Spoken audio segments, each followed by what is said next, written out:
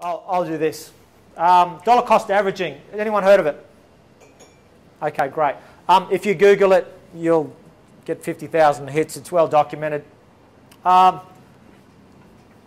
I'll do this my way because this is a little bit hard to understand.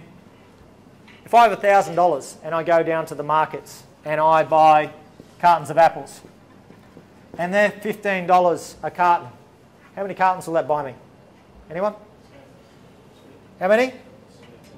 Close. 66.7. Okay? A bit of a tough one.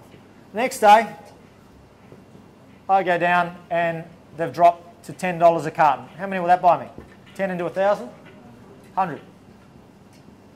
And then the third day, I spend another $1,000 and they drop to $5 a carton. How many will that buy me?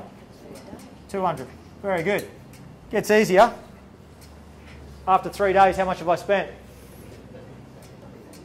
3,000? Okay, so I've spent $3,000. What was the average price over those 3 days? $10, exactly. 30 divided by 3 is $10. So if I've spent $3,000 and the average market price was $10, how many should I have? What's 10 into 3,000? 300. But how many have I got? Add them up. 366.7. And if I divide that into there, my average price was $8.20. Okay? Now, that's just a piece of mathematics on a board. The reason it works in the share market is this.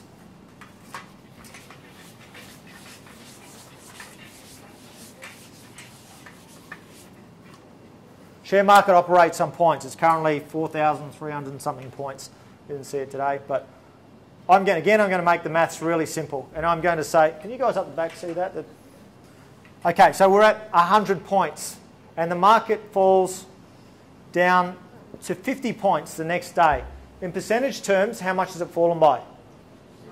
50%, correct. The next day, it goes from 50 points back up to 100 points. In percentage terms, how much has it risen by? 100%. So it's fallen by 50% and risen by 100% to get back to the same point. So if I take Mr. Smith over here and he puts $1,000 in on the first day, it's worth $500 on the second day, agreed?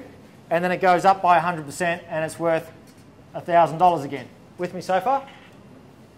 Mr. Brown, on the other hand, he puts $500 in on the first that falls to a value of $250 on the second day, agreed?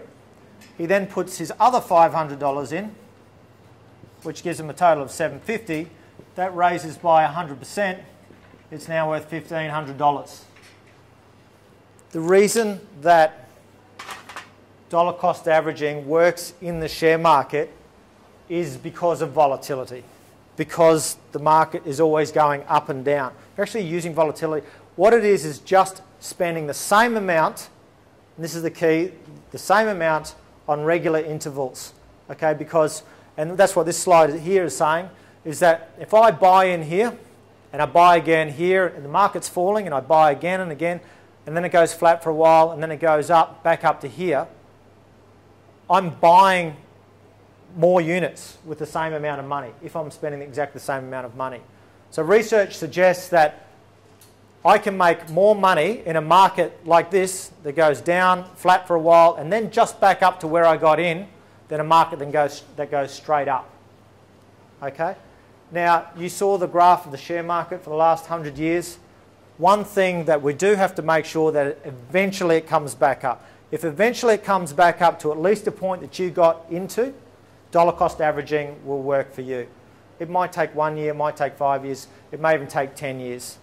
Except for the Great Depression, there's never been a 10-year period, a rolling 10-year period where the market's had a negative return.